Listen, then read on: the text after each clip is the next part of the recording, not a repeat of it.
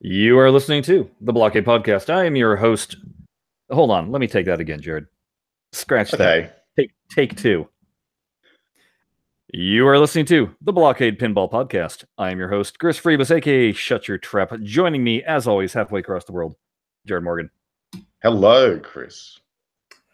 So, it's been a week. It has been a week, yeah. And I don't know if you've ever come across this problem. I'm sure many people have. But I usually come across it as we're getting ready to set up the podcast or immediately after because I happen to have YouTube open. Yes. And I don't normally, unless I'm looking for something specific, I don't normally just hang out on YouTube, right? But inevitably, the splash page pops up and it goes, you might be interested in this video. And odds are there's something that catches my eye. And I'm like, oh, okay, yeah. So I click on that. And then the deep dive happens. Oh, it takes you down the rabbit hole.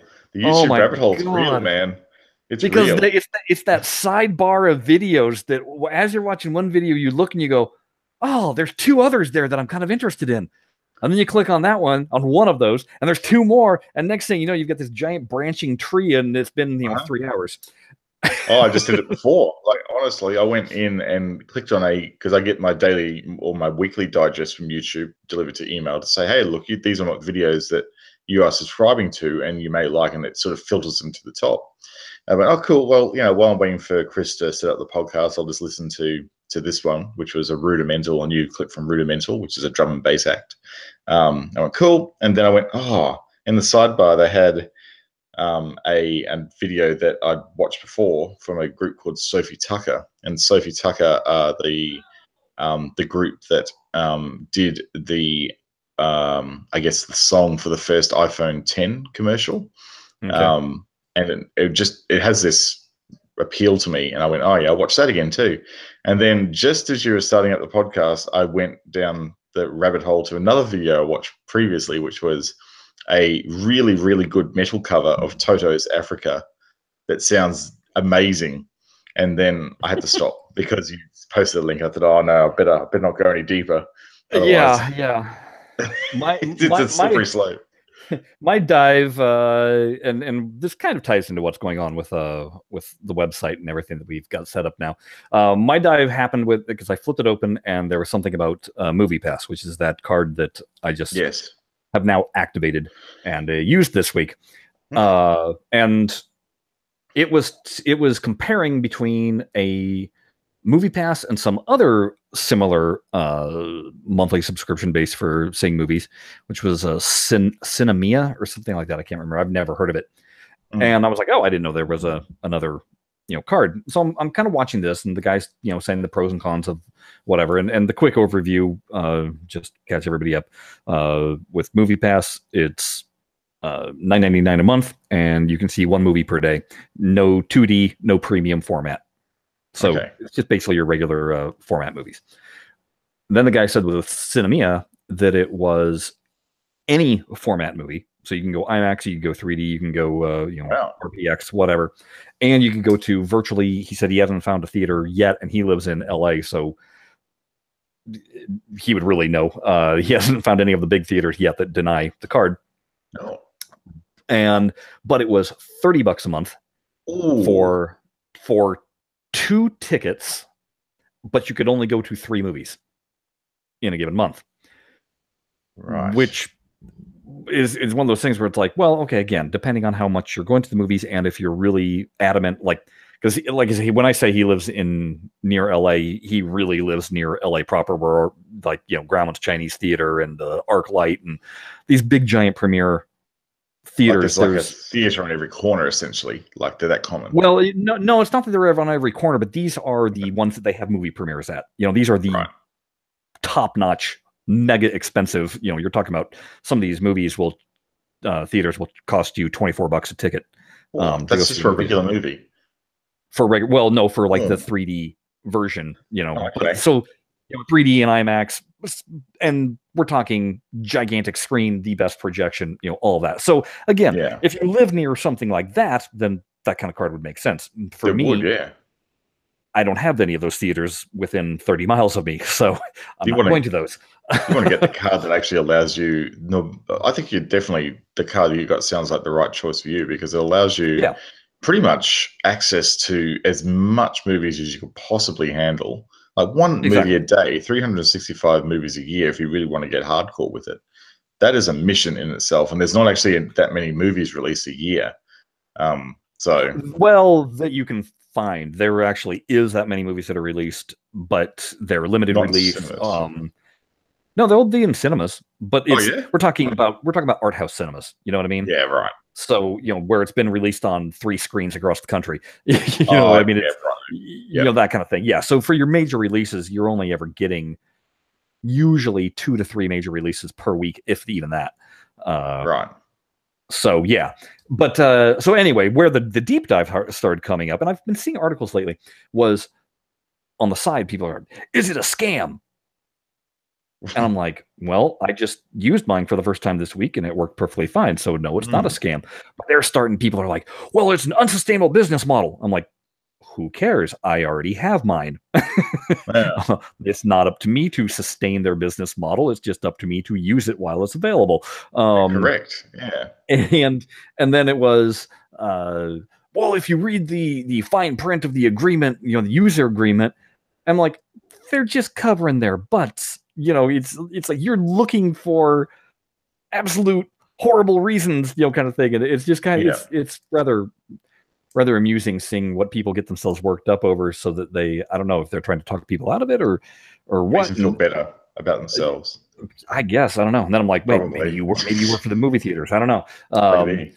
Well, you know, and one of the things that, because it is, technically it's an unsustainable business model, because they are paying the theater when you say, I'm going to go see this particular movie, you select it on the app, they put the funds in to pay the full ticket price to the movie theater. Oh, okay. So already this month I've seen 3 movies, therefore they're already out $20. Yeah. From the initial 9 that I forked over, right? Yeah, but what they're hoping for, and I get this, is A, people are going to buy it, and then, like a gym membership, not use it. Yep. Why would you do that? That's crazy business. But it's, I mean, certainly a gym membership. Who cares about that? But we're talking about, you know, movies here. But I mean, a gym membership. You go ahead, you put your, you know, typically you're putting down a giant deposit. You're also paying for your first month last month, and then you have your monthly fee for the gym membership. So right off the bat, you're plunking down a layout of cash that is all theirs. And if you never show up again, they could care less, you know? Yeah. So I get that there's a little bit of that. What they've also talked about that they're probably going to be doing is selling user data. In other words, marketing, what movies they're seeing, what, you know, how often are they going? To which I kind of go, you know what? What do you think Netflix does? What do you think, what do you think your satellite...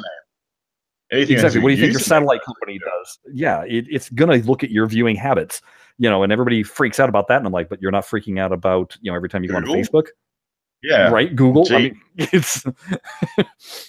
They're much worse. And you know, and I'm just kind of like, and hey, if it makes it so that they put out more movies that I'm interested in, isn't that better? Seems fine. Yeah. Yeah, you know, I don't know. It's kind of one of those things where I just laugh at people getting worked up over things. Over this, much ado about nothing, really. Which, if you ever head over to the Pinball Arcade Fans website, you quite often see much ado about nothing. Oh, yes. Boy, do you ever. Yes, it's so pretty much what the forums fueled on, really. Despite having Norman on 2 podcasts ago, there are still people on the forum going, so is there going to be a season 8? Well, Norman pretty much expressly said there will be more tables after season 7. So, you know, folks, it's not dead. I don't know how you could misconstrue that, but anyhow, keep on going down the path. Right. Then you had there's been some really, and I always laugh that people use the forum as if they're speaking directly to Farsight. Yes. It's you do realize this is a fan forum. It says it in the title. Like, this is not a Farsight support forum. So there's been a couple of recent rants that new users have posted To which I automatically go, wait a second, this is your first post and you're going off on a 10-paragraph rant against the company. Way to warm yourself up into the forum here. And then I also sit there and go, and if you had have read any of the threads that have gone on over the past 5 years that the website has been around, maybe you would have come across some of the very answers that you're complaining about.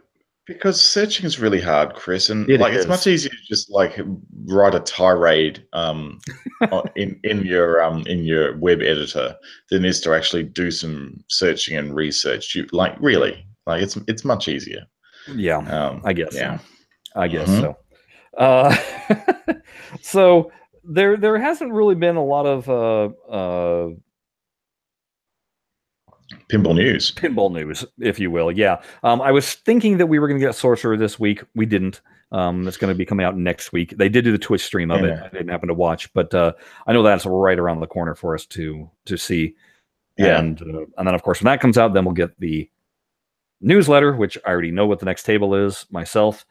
So I was thinking, we could talk about that today, but fail because the newsletter and Sorcerer didn't come out, so we don't get to talk about that. So that'll be all next week.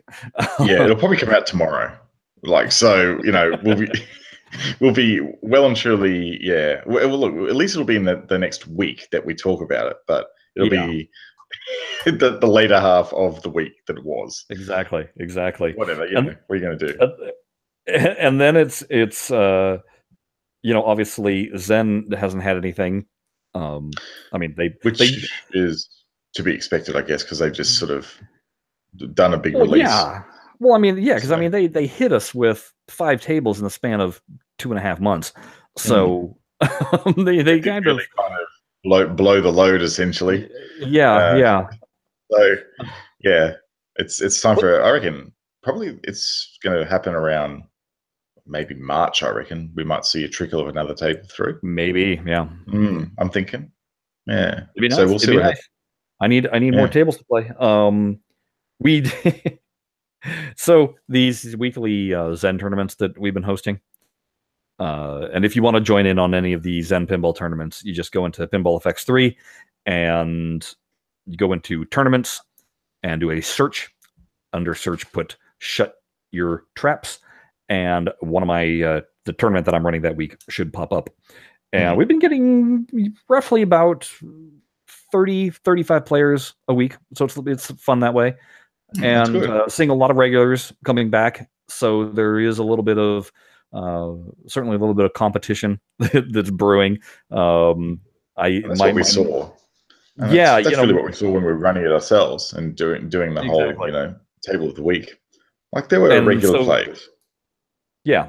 So this past week we were playing Alien Isolation 1 ball with user choice for passive awards, and the rewind was locked in for the wizard goal, or not the goal, the wizard bonus activation, however you want to call it. And I felt very possessive as I was like, no, nobody's going to beat me on this table. I like this table. So no, I can run this like a track meet. No one's going to have this. Well, that's the thing. I can't run it like a track meet, but I'm not going to let anybody else run it on me. And so I gave it a good go. And real early on in the week, I posted a decent score, and that held for quite a while. And then all of a sudden, this one user, Nimbly, who is always right there up at the top, he poached my score by, I don't know, maybe 40 million. And I was like, no, not going to let that sit. So I hammered into this thing and wound up able to pass him by a nice solid 35 million points. And I did that as the tournament ended. So there was no hope of anybody beating me. So I sniped that score out. Oh, nice shot. But what I was kind of, because I don't like doing survival tournament because it doesn't let you learn the table. It doesn't, basically all you're doing is just flipping for your life and hoping to get a score. There's like next to no strategy involved as far as I'm concerned. I mean, there is a little bit, but it becomes frustrating really quick. So I don't tend to do those, but I know some people like them. So what my thought process is maybe pick a table, that do a 1-day tournament with it in survival mode. And then the next day do a 1-day tournament in 5-minute mode. And then maybe do, following that, a 3-day tournament in 1-ball mode, and then I don't know, just like play it for 2 weeks, basically, the same table, but have a whole bunch of mini tournaments on it. The theme, essentially you're setting a theme, and then you're within that theme, you're creating a set of different play modes within the theme of the table. Yeah, and then see if anybody can run the table, if you will, on all the tournaments. Regarding it. Actually have like essentially a table Olympics where you have to go through all who's good at the sprint, who's good at the marathon. So I'm kind of debating on whether to do that or not, and then it becomes an issue of, well, which table do you pick? It's got to be a table that you don't mind spending that much time on, but it's also got to be a table that offers up challenges with each of those within each of those modes. So I don't know. I'm debating. Like Star Wars tables come to mind here because they're accessible and you can really get into them. You can really get into them, but they don't really lend themselves well to, say, survival mode. Okay. You know what I mean? I don't know. It's things where I'm just trying to figure out what to pick. Or do you go with something like, you pick Moon Knight, which nobody knows what the heck is going on with Moon Knight, and really deep dive that thing. That's true. That might be the approach that you need to take. It might be, I just need to pick a really strange table that I would think doesn't actually work well. And then I might find that, what actually does work quite well for this format. I don't know. Yeah. You might have to actually do something that doesn't feel right to actually make it feel right. If you know what I mean. Yeah. I tell you what, though, man, I really do wish that this tournament mode was in Create Your Own Tournament was in TPA. Yeah, because I would love to dive back into some of the tables and compete against people. It would just be fun. Yeah. Even if it was make your own challenge, like even if they adapted the challenge menu, which I never go into anymore. Well, I never really went into to start with, to be perfectly honest with you. Like, go through the manufacturer tables. Oh, that's a slog. Yeah. Yeah, it's like, why? Like, that would be fine if you just said, all right, so set it to 1 ball and then, have a score challenge if you want, or, some other thing that you could do easily without having to regenerate ROM code, which is the barrier at the moment. So, for them to do like the sort of modes that are on Zen, they'd have to make a ROM set for each one of those types. So, for each table in the game, that would be close to 300 or 400 different ROM sets that they'd need to maintain at the moment. So that would be a punishment for them. I mean, honestly, I would be just happy with you are able to set up your own tournament just like you can in Zen, so that people can come and play. So long as they know what the tournament is, they can come in and play with it.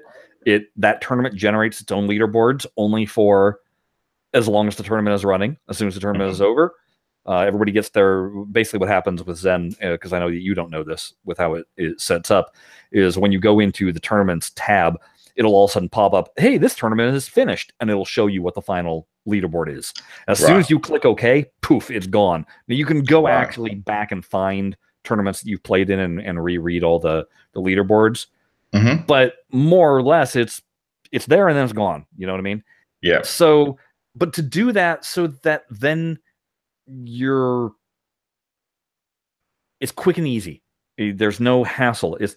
You're not using the current leaderboards, which would be a nightmare to try and invite people in and then try and figure out who's playing. No, that ain't going to happen. Oh, terrible. And the other way was what we were doing in the past, where it was like, okay, everybody, you're going to have to post your score on the website, and then I'm going to have to compare the scores and see who came out on top. And, it's now you're dealing with the honor system, if you will. Yeah.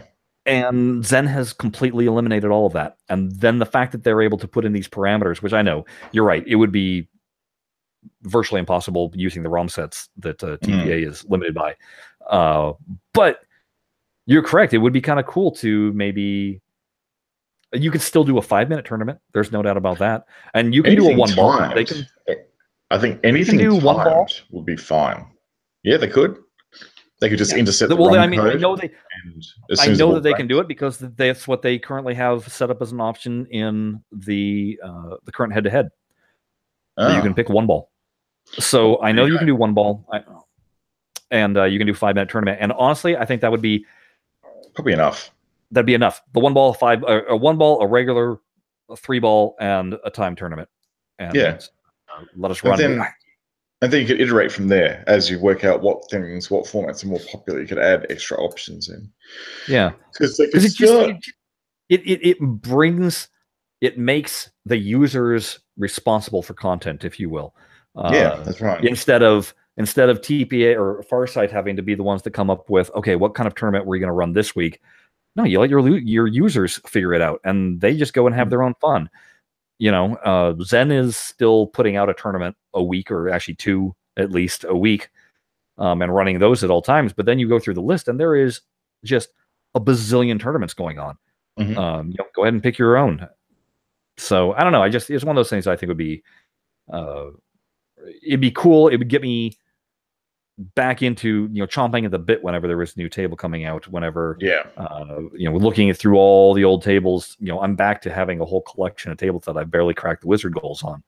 So that's right. It's one of those things. It'd be cool. I'd like it.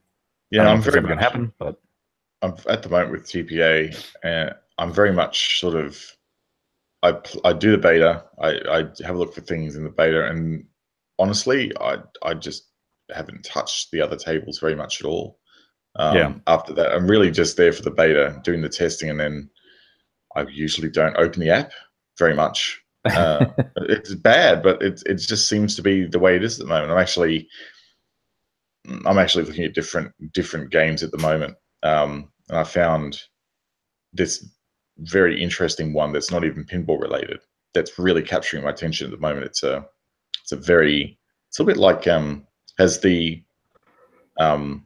physics of and the inertia of asteroids, but you're actually around these racetracks. And the thing that's different about this game is that you can actually get more power if you go really close to the walls. You can actually propel off the walls and speed up. So it's basically this drifting game using around the theme of data packets. So it's I have to forget the name of it, but I'll just go quickly to my phone now and look it up, because I think it's on all mobile platforms. And it's called, I don't think it was called Voxel Run, but it's called Data Wing. It's by one of the guys who was from Half Brick Studios here in Brisbane, and he set up this game. It's free, completely free, no IAP, no nothing. It's just a side project of his that he was really passionate about, and he just made it because he wanted to. And it's a really good game for free. Cool. So I would absolutely recommend you get on that, because it's fun, and it takes a bit of while to get used to the controls, which are basically just rotate left, rotate right, and brake. That's it with the whole game. But if you're a bit of a computer nerd, I think probably Heretic would actually really quite like this one if he's listening. It actually gets you to unlock certain levels by doing binary puzzles. So you have to get the bits right in the binary code to actually unlock the level. So he'd totally lose his mind over that. So if you're listening, Heretic, I think it's right your alley, mate. You should give it a go. Yeah. There was a game that we're gonna go way back in the time machine here. So back in 1990, actually it'd be 91, right around there. I was entering college, and I bought my first computer, which was a Mac SE. So this is one of those all-in-one white boxes with the 9-inch screen. Floppy drive built right in. Nothing you could change on this thing. No internet whatsoever, because the internet wasn't invented. Well, to the public, wasn't available yet. And so I got that, and I was like, I want to play a game. So I asked my buddy, who he was the person that I always went over to his house to play games at. I said, what should I get? And he was like, oh, you've got to get this game called, and I think it was called Orion. And I was like, okay, what's this? And he's like, it's a tank game. I'm like, okay. And he's like, you like code your own tank, and then you put it on the battlefield, and it follows all of your code. And I remember you talking about this and shooting this thing. I was like, okay, sounds great. This bloody game. Oh. And then the reason why this popped up into my head is because I actually found I still have the printout of the code. Oh, really? With me. Yeah. If I'll send my piece. You can fill some time, and I'll find it real quick, and I'll show it to those that see the video. Okay. Just so they can see. But it winds up being you literally coding the tank and typing in if-then statements. And if you come across this object, then you need to turn this degree. And it was so not the game for me. Yeah, absolutely. and I think even my most basic of tanks was like 4 pages worth of code, right? Oh. And my buddy had one that was something like 70 some pages. Oh. His could like somehow go underground, and I don't know. It was just bonkers. Yeah, he just went and so that's why when anybody mentions coding, or if I ever had any interest in coding, I pretty much can resolutely say nope. Never had even the slightest inkling, and I proved it by when trying to do it even in a game format, and I couldn't have cared less. It just was frustration to me. So okay, Jared, fill some time. I'm going to find it. It'll take me just a moment. Okay, no worries. Well, while Chris is off hunting around for a piece of paper, I did actually find, you might remember in the last episode, I hinted at doing more pinball on Google Play.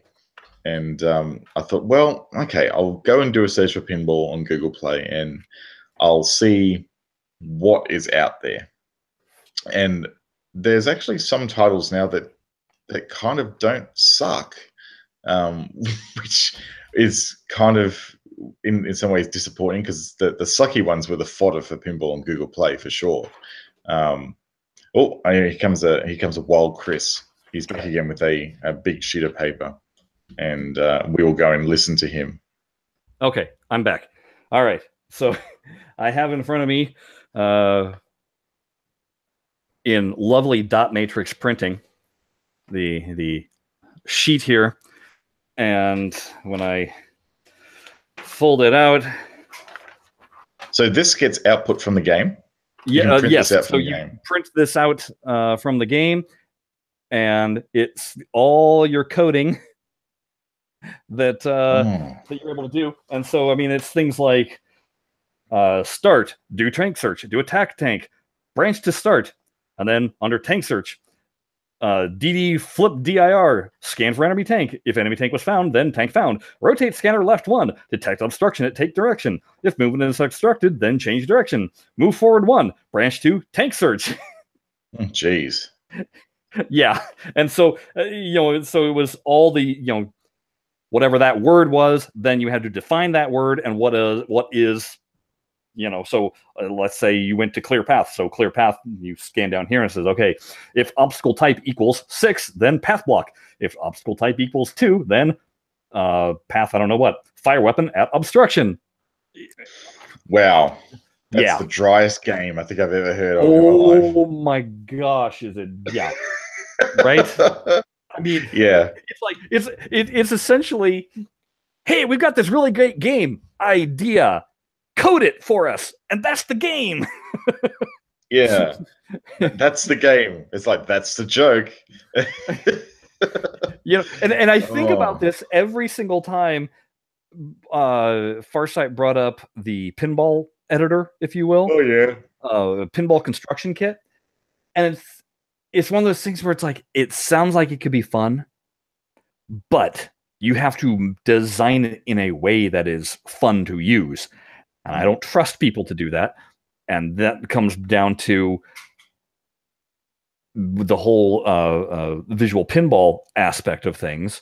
Yeah. Where it becomes this massive amount of coding instead of just, Think of it like what Norman was talking about with that what was it, P3 pinball system he was talking about. Yep. P-Rock. We're essentially we're essentially just dropping toys, dropping items down, and it automatically understands where these things are, and you can get a new pinball machine up and running relatively quickly. We're not talking days.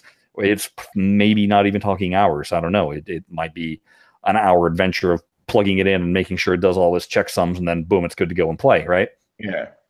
As opposed to something like Visual Pinball, where you're going to be on this thing for weeks before you have any. Yeah, scripting, placing all your objects, and like working out your ball troughs and all that. I remember going to edit mode on Visual Pinball and just seeing all the things I had to do to get things like ball troughs working and stage balls. I had to write custom code to actually support stage balls in the ball trough. Like, it's just like, oh, no way, man. It's just too much. And what I would rather it be, and again, oh man, I'm dating myself here, Jared. So there used to be a game system called the 3DO. 3DO, I remember the 3DO. Right? 3DO is pretty trick. I liked it. Especially liked its controller, which is, if I remember correctly, it's kind of where PlayStation got their controller from initially. But 3DO had a game on it, and I want to say it was called The Incredible Machine or The Impossible Machine. I can't remember what it was. But it was always, you need to get this ball from point A to point B. And there would be some walling or obstructions in the way. And then you had over on the side menu all these different objects that you could use. And we're talking, and they were fun objects. It was like trampoline and a vacuum cleaner and whatever. And it was a 2D based game that you drag and dropped these objects onto the playfield, and then you push run and it would drop the ball, and then the ball would bounce, and it would go through all these kind of Rube Goldbergian methods to get to the end. And it was so fun because everything was drag and drop.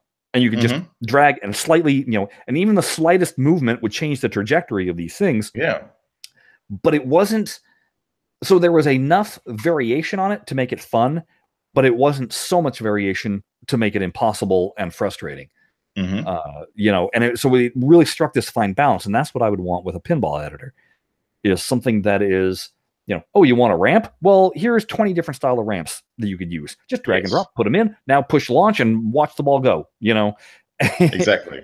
It would need to be essentially, they would need to basically go through their library of scanned objects that they have, all the different tables they've digitized, and just take all the art off them and, just basically sanitize them so you didn't know which tables they were from, and then allow you to just, like you say, drag and drop as an object onto the playfield, and no concept of stretching the ramp or shortening the ramp or whatever. It's just, here's the object that you're going to use, put it on and see how you go. And then if you put another object near it, it would somehow automatically link, together. Yeah. In combine, so that it would, the physics of it would work without you having to go, oh no, I'm slightly off the angle, so the ball is going the wrong direction, and you want it to be able to be just like boom, boom, boom, and then say once you got all your ramps or all your lanes, then you're like, okay, well, I need a sinkhole. Put my little X here, sinkhole here, boom. Yep, and then it has all the guts. Right, it puts the scoop, it puts the popper, whatever. Yeah, it does all that. It really does need to be like that. And you think about. This, I was just, while you were away, I was talking about the whole looking around on Google Play for pinball games that have been released since I last did pinball on Google Play. And it goes back to what we were talking about last episode, where it will be very easy for people who have never thought about pinball design before to get very frustrated with this very quickly. Like the whole, you look at all the titles on Google Play that have angles everywhere, like right 90-degree angles in a table. And, there'd be so many of those tables being designed out there. You almost need right, so this is your first table. Let's walk you through a street level design and how you can actually, get that working. And then the next level after that in the tutorial is, right, all right, let's introduce some elevation to your playfield and put on some ramps and maybe, an extra wire form that allows your ball to travel up. And then, we're looking at mini play fields and then all this sort of stuff as well. So you know, you could actually train yourself if they did it right, and it would be hard to do this because it would be very costly to do this from a development perspective. But walking you through something from, hey, here is basically 2 flippers, 2 slingshots, and 3 pop bumpers. There's your pinball table. To, oh, look, here's something that looks a little bit like, you know, let's go with something really basic like Taxi, for example, you know, and going to that level of game, you know, getting to that point and actually then working out, well, how then do you introduce scoring and the, like, how do you even work out? So this thing, like say it's a pop bumper, you could select, okay, well, I drag and drop this pop bumper on, and then it will score one of 3 options. And when you drop it, it'll go, well, how much would you like this thing to score? Would you like it to score 10 points, 100, or 1,000? And you could select the score based on like a drop-down list. And then that would actually help you build out a basic rule set for the game. So every time that pop bumper was activated, you will get 1,000 points. There you go. Like, well, essentially, and you're essentially making an alphanumeric game.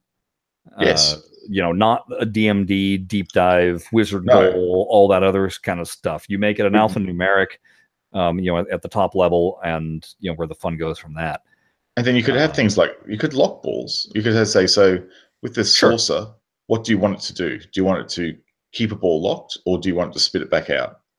And then if you have more than like 2 saucers or 2 traps on the table, do you want to link this trap with that trap so that those 2 traps together, when you shoot another one, will then spit out the ball into multi-ball? You could do basic multi-balls like that. So basically, you could build up what is essentially an if-then-else statement just using drop-down menus and like, because you know the problem is that people want to immediately, first thing they want to do is build the most complicated thing that they can. Yeah, I want to build a Taxi. You know, right. Well, you already have Taxi. So if you have, there's no need to recreate what is here. So you need to go the opposite tact, which is just make it fun to screw around and make these things. Basically experiment with it so you can make a total nuclear annihilation, you know, and right. And just screw around with table design until you find something, hey, this feels really good. I like this. Because there was the game Little Big Planet that PlayStation had that essentially lets you create all your own levels and everything. And even that, it had so many options. And while it was relatively easy to build and construct with, you did have to have a certain ability to do level design in order to make anything that anybody actually wanted to play. And so you'd go through the communities and see what people made, and you could real quickly find out, hey, this person knows what the heck they're doing versus 99% of everybody else that didn't know what the heck they were doing. Now, compare that with, my son has a game for the Wii U that is Mario Maker, and it's designed your own Mario levels. And they did a very interesting thing, which was they let you basically choose between doing an original, like 8-bit Mario, or maybe it's probably 16-bit, but 8-bit Mario, to doing the 32-bit Super Mario, basically, and then to the more modern look that they have of the Mario games today. But it was still all side-scroller. There was no 3D. It was just side-scrolling. But they also, when they first introduced the game, there was a limited set of tools that you were able to use. And then slowly over the months, they would unlock the next batch of tools. Right. And so people were able to kind of, learn it and punch through and punch through and punch through. And my son did his fair share of that. And, his first levels were, he would have me come and play them, and I would just be like, dude, this thing's impossible because you've given me no visual clues, or you've purposely made it so that it is precision jumping only, to be able to get through this. He would just throw everything in the kitchen sink. And then eventually he started kind of learning level design and through watching other videos and people doing stuff. But eventually he got pretty good at it. The thing is it still is very limited in terms of you can't do a full-blown Mario level like what they do today. You're still, but I think that restraint is what allows people to achieve better success. If you want the full-blown experience, go buy a Mario game. But hey, how about working within the limitations that they're giving you instead, and see what you can do? And it's amazing how creative people have gotten. Oh yeah, found some amazing and stuff levels like out that. there. So yeah, so that's what I would think with it's kind of the difference between if you were to play, say, whatever this year's Madden football game is, where it's, do you need to change the person's cleats to make them have better grip? You're getting to just insane levels of detail to play the game, as opposed to if you just did a very basic football game that anybody can pop into and have, a blast playing, which those games are few and far between now. Whereas back in the day, they used to be very common. So I think the same thing would need to be applied with pinball. We already have the full-blown arcade experiences, whether it be Zen, whether it be TPA. We don't need that. Make it an editor that is just intuitive and fun to use. I'd be down with having a go at that. Like, even if it was just limited to just single level playfields, right? Like, you could go back and have a look at some tables that you enjoy playing at a single level, and then just sort of use those as sort of like a canvas and experiment. From there, if you're really interested in working out the feel, getting a feel of the table and understanding what design is all about. And it would be good, because you might end up with a design that sort of, well, let's be serious, most pinball tables and pinball designers did exactly that in the olden days of pinball. Like, they just took a game and just made minor tweaks to it. And there's some debate out there at the moment that Stern are doing that exact same thing right now with some of their recent releases. There's an accusation of copy paste design going on at Stern. Right. At the moment. So, this is not an unusual thing. So you translate that into someone just like a home enthusiast doing it, and there's potential there to actually have a lot of fun. Like, I'm already thinking, you could make basically. You could actually replicate something like a bingo machine just by putting a whole lot of sources on the table and just making like a matrix like that, and then linking the game in. Like, there's so many different things you could do. Yeah, I mean, I do think that you would have to go a little bit beyond a single level EM style table, because for me, I'm a ramp person. I like ramps and I like habit trails, and I would want to have those all over the place. So I think that there's but maybe you make it so that you have to successfully, make in terms of making it a game, if you will, that you have to successfully design a playfield that meets certain parameters before you unlock the next thing. Yeah, I definitely think that now you're able to add in this, and this, so that you can actually learn. It would need to be walked through. Otherwise, the potential for frustration would be huge. And in essence, that is what Little Big Planet did do, that in terms of, as you played each level, when you finished the level, that would unlock the toys from that level for you to then use in your building. You didn't just get total access to everything. You had to go through each level and play it before you were allowed access to that tool, so that you would somewhat understand it. How to interact with it. So I think that would be a fair thing to do. That would work pretty well. But I don't know. Well, I've got I love how we're completely speculating about what you should do for a pinball editing game that Farsight could make, when there's absolutely no intention of anybody actually doing this. Yeah, exactly. I think, it's a lovely pipe dream, but this, because of its technical complexity, and to make it something that's really good, you would need someone like Farsight with the asset library that they have, to do it. But the chances are that this would make very little money at all, because unless you had the concept of including, say, 5 tables with the package that are completely done, so that someone could just pick it up and play it, and maybe that would be it for them. That would be the only thing you would do you could actually sell it on. And then the editor is almost like, so we'll get you started with these 5 tables. You can use these as a template to adapt if you want. But you would really need to think about the economics of it, because it wouldn't be an easy sell to do it well and make money off it. It's almost like, well, it could, unfortunately, it could be a DLC rich. Oh yeah. Oh, would you like to unlock pop bumpers? That'll be $1.99. Oh man, just imagine the nickel and diming you could do. Oh, you want star targets? You want star rollovers? Oh, well, that'll be 99 cents. Right. Absolutely. Yeah. Oh, you want spinners? Classic Stern style. Well, that's going to be $8. I was going to say thank you. Yeah, thank you for doing a massive price jump on that. Yeah.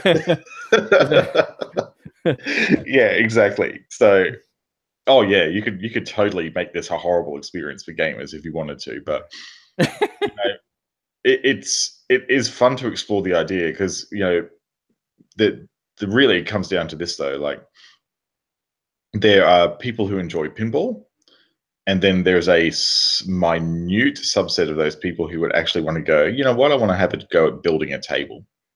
So there's the 5% of the market who like pinball, and then there's the 0.1% of the market that would like to build a table using an editor. Well, I mean, you think about just even the real pinball world with collectors. There are those that enjoy restoring machines, and the second they have it restored, sell it, so they can then restore another machine. There are others that want no part of maintenance and just want to play the things, and then there's those that are right, and then there's everybody in between, kind of thing, where it's they enjoy variations of all aspects. So yeah, I mean, it's kind of bonkers what can be out there. Oh, definitely. So hey, let's yeah, okay, go ahead. I was going to say I have a quick machine update on Star Race. So I decided to just have a week off work this week, and it was because Kim was starting in a new job and it was the start of school, and I thought, well, I could try working from home during that week, but I already feel like it would be disrupted being the first week back at school. And so I thought, well, no, I'll take a week off. It was a short week because it was Australia Day yesterday, on Friday. So I thought, cool, I'm just going to spend this week. My goal for this week is to get everything painted and to the point where I could stand it up on its legs. And the long and short of it is I nearly got there. The only thing that I need to do is turn the machine on its head and paint the back before I can put the legs on, because of course I could just paint the back with the legs on, but then I have these voids of unpainted bog basically, and that would look gross. So I want to just turn the thing on its head, paint the back, and then I am ready to put this thing up on its legs. I decided this week during the process to actually make short videos of the restoration process and the little tricks that I use to get the table to where it is now this week. So if you want to check those out, you can go to my YouTube channel, and they're about 2 or 3 minutes each, and I put them into a playlist. So you can just go and watch the playlist and you'll see where I started and where I got to at the end. So it's an interesting journey that I went on this week, and I'll probably actually continue to do that as I go through and move through the different restoration stages of the table. Kind of kicking myself I didn't do it earlier, and do it when I was making gussets and like bulking up the whole table and doing the really nasty work on this thing to make it look like it is. The other thing I learned too is that I repainted a cabinet and I just went straight over the decals, not the decals, the stencils, because it would have been impossible to actually cut into them. But I found out that I used the wrong type of paint, and I used basically a wall paint, just like you would paint your house with. And apparently that wasn't the right choice according to the bloke at Bunnings that I spoke to. I should have used like a full-on enamel paint, and it was an acrylic water base. I should use like enamel, and it should have been this particular type. And I went, whatever, it's done now. So I said, so what can I do? Like, it's done. I'm not stripping off the paint. So what can I do now to actually make it a bit stronger? He goes, oh, well, you could just put this essentially lacquer over the top of it, and that'll actually give the paint a bit of strength. And I've got to say, it's come out real nice. It looks very shiny, quite gloss, and it's toughened up the surface. Because before, like when I was moving the head box around and stuff like that, I turned the head box on its side, and then when I put it back up again, I noticed there was a bit of scuffing on the paint. I went, oh, that's not a good sign. But I haven't done that since with the varnish on the top. But I think it'll be a lot more hard wearing now. So it's good. Yeah, making progress. Cool. Yeah, I'm just looking forward to getting the playfield back in it and then starting to work on that. Right. And making the call whether I go down and get a spray can of clear coat and go down the rabbit hole with that. I'm kind of thinking about that I might. I don't know. I'll just have to wait and see.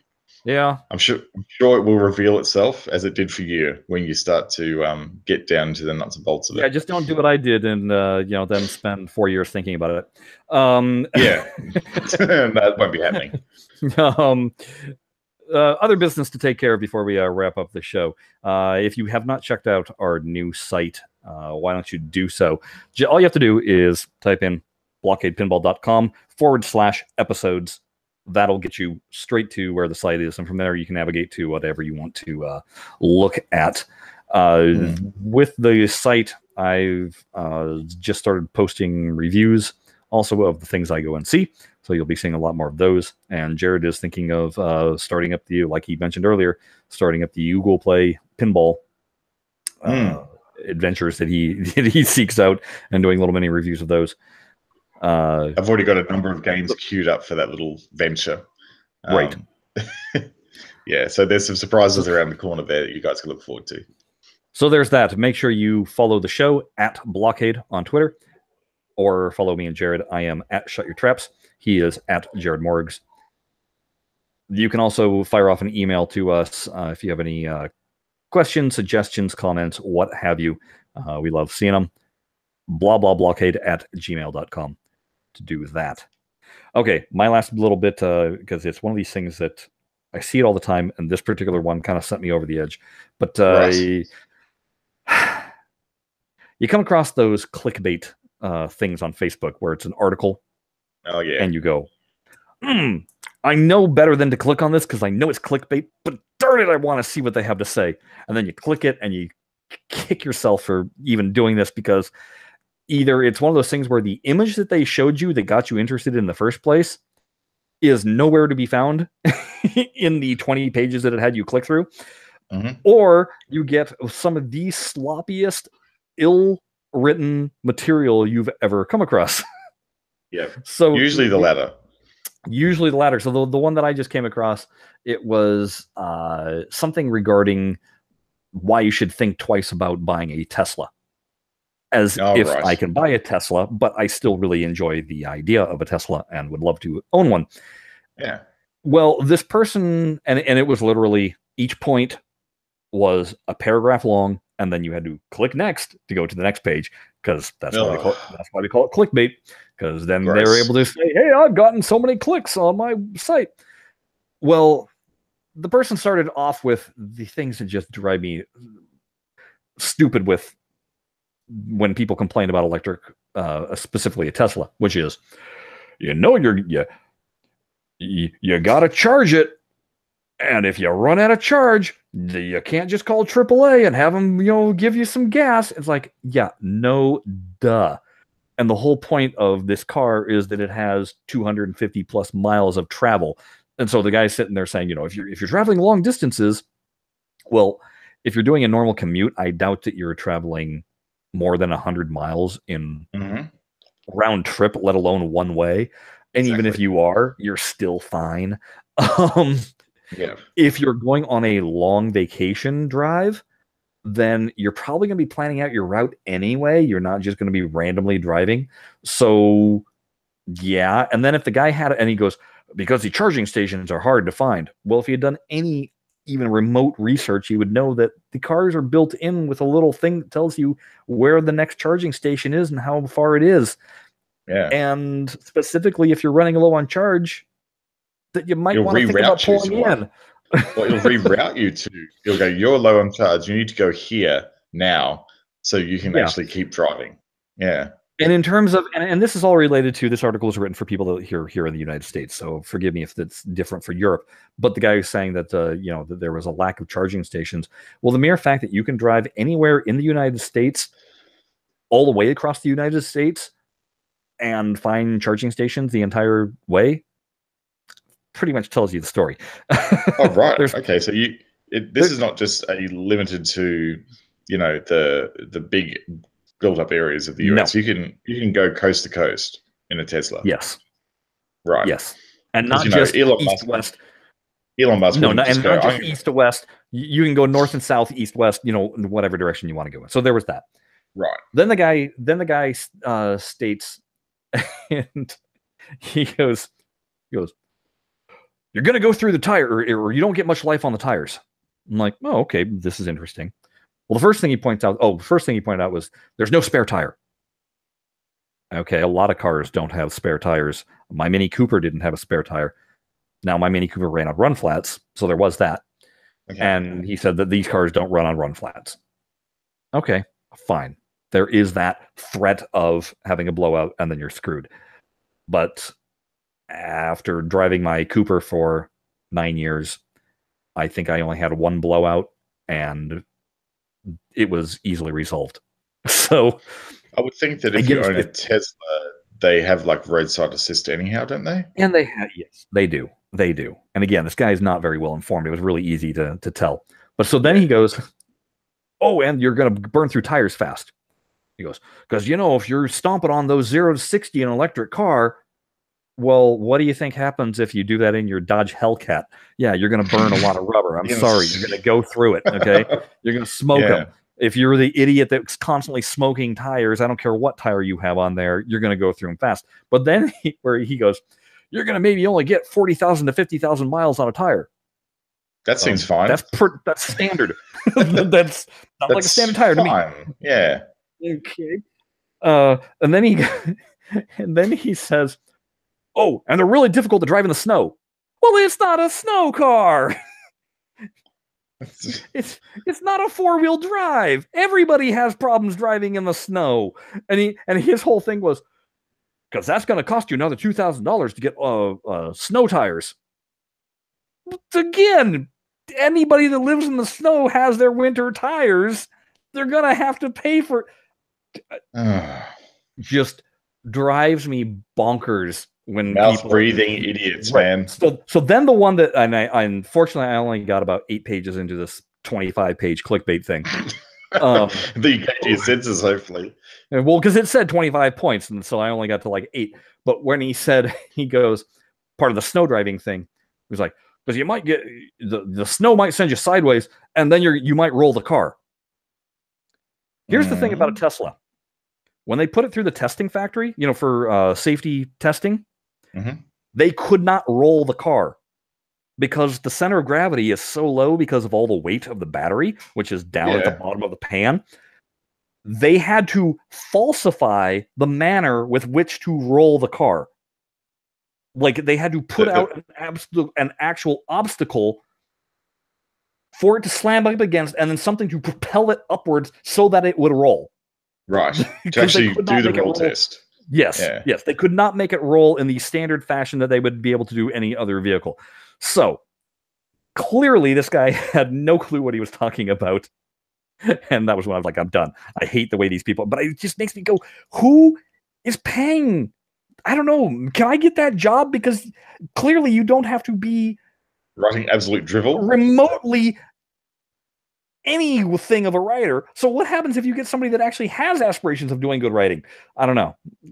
Well, then they're not a clickbait writer because they're not a clickbait writer. Yeah, that's exactly it. They actually make sense, and they do their research, which is not what a clickbait writer is about. A clickbait writer is sensationalistic writing, so that you go onto their website and they get the ad imprints. That's what a clickbait writer is all about. So you're in the wrong game. I hate it because, like I said, I'll be going through, and it's, as we started the show with the YouTube rabbit hole, I feel it's the same kind of rabbit hole, but I'm able to avoid it for the most part. But now and then I'll come across one of these where I'm like, I'm going to hate myself for clicking this, but I'm curious. I'm going to hate myself. And sometimes it's actually been a normal article, and I'm like, oh my gosh, Yeah. I'm shocked. Hey, I'm glad I clicked on it. But 9 times out of 10, man, you click on it, and you're just going, oh god damn it. I've just given this Joker 8 pages of ad imprints. Right? Right? Pure hatred, you know. And then, of course, because you clicked it, the next time you go onto Facebook, it goes, oh, you like these, don't you? It's like, no, I don't. And it gives you more. And you're like, no, go away. I'm sorry. There should be like an apology button instead of a like button. An apology button. You go, I'm sorry for clicking that. Please never make me click on those again. Please stop it. No, there should be. This was a mistake. This was mistake. Mulligan. Yeah, it's all right. Could I have a do-over on this link, please? Because this was not really meant to be. Yeah. So anyway. Okay, gang. So as you can tell, we didn't have we actually milked out some pinball there with a little yeah, we got some. See, we managed to do it somehow, folks. But next week, promise to the Billy, there actually be something to talk about. As like I said, Source will be coming out, and we'll have the newsletter, and we can talk about what the next table that will be coming out is going to be. And who knows? I might even have the pinball up on leaks. Then you might. We'll see. All right, so that's the show for this week, folks. Thanks for listening, and we'll catch you all again next time on the BlahCade Pinball Podcast. Bye-bye.